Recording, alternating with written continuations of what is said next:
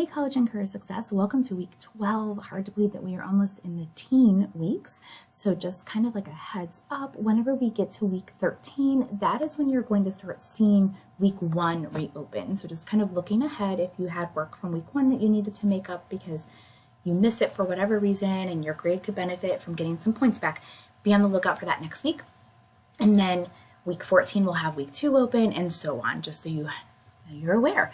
All right, so chapter 10 is the focus that this week will be centered on. And so it's about financial planning, kind of financial management, and just making sure that we're making smart financial decisions because unfortunately, finances are something that we have to deal with no matter what time of our adult life is. Sometimes even as teenagers, we have to think about it. So whether you have been in your field for a long time, you're just getting into your field, finances are something we always have to kind of manage, and they fluctuate because of the economy and all the other things that go on with our life. So you have 3 assignments this week. It is a typical week. You have a chapter 10 discussion post due by Wednesday for your weekly attendance, responded to classmates by Sunday. You have a chapter 10 assignment and a chapter 10 quiz. So same kind of format. Hopefully you've got this down pat. So let's go ahead and take a look at the actual assignments. So your chapter 10 discussion, when you open it up, here's the prompt. This is pretty straightforward. How do you feel when you do not have enough money for something? Will you stop spending on wants while you build up your emergency fund? So it's basically just talking about kind of how do you go about navigating, ensuring that you have the funds that you need for things. And when you don't have them, how does that feel? Or even if you don't have like the funds for something fun, like something that you want to get for yourself as like a treat, how does that feel? And then how do you go about building up emergency fund or backup funds? So that is your prompt for this particular week. And make sure you post original response by Wednesday and then respond to classmates by Sunday. And then just watch that word count. I've had just a few people kind of dipping way below that 150 words. Again, if it's pretty close, I'm not taking off points. But if we're dipping way below, like I'm seeing 100 words, 105 words, that type of thing, that's when you'll see some points taken off. All right, so let's take a look now at your chapter 10 assignment. This is called Know Before You Owe. And so it's going to open up into this doc right here. And it's basically going to make you aware of like tuition and information like that. So if you look at this table up here, it gives you a breakdown. It tells you how to work it. But I'm also going to walk you through it. But I want you to use your own information. And so when we go to the Stark State homepage, I'm going to go all the way to the bottom and hit tuition and fees. Like that's going to get me there the quickest. And you can see that this is effective spring 26. So this is the one that is going to go into effect in spring because obviously you've already paid your tuition and things like that for this fall. So even if you're CCP, you're still going to fill this out, even though technically you're having, a free education right now. So you're going to look to see how many credit hours are you taking. And so I'm just going to keep it as like simple as possible for this purpose. And I'm just going to pick 5 since there's no like change to deal with. But I want you to legitimately try to figure out your cost of your tuition based on how many credits you're taking. So look to see if you're taking 12 or 4 or whatever the case is. So again, I'm going to stick with 5, that $1,048 just for this example. And so I'm going to come over here and oops, it'll help if I pull it up right here. I'm going to put in, 1,048, and that's going to be the same for both of those, no matter if I'm getting excess or if I owe.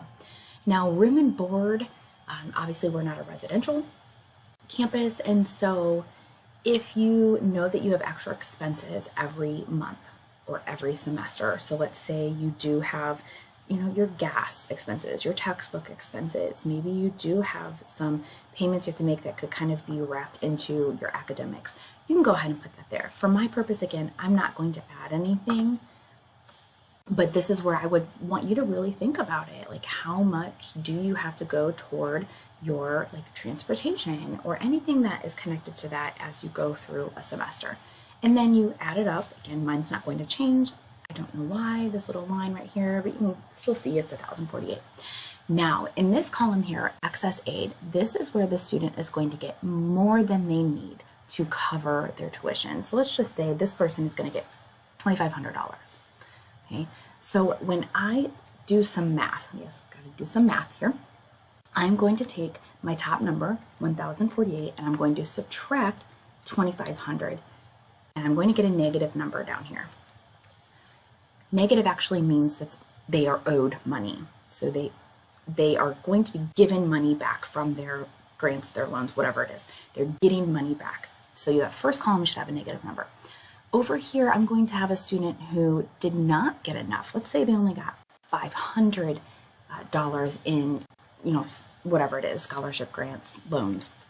So then I'll take my number, 1,048, and I'll subtract 500, and then I get 548. So this student owes $548. Okay, so that's the first thing I'm going to do here is fill out this table, and I'm going to make sure that I save this with my changes because I have had some people uploading recently some PDFs and some docs even with nothing in there. So make sure that you have it filled out. But before I completely give my, submit it, I need to answer these two questions down here.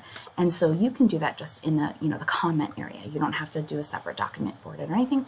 You are just going to simply answer, what should student with the excess aid do? Let me get back to the one that actually has it filled out. There we go.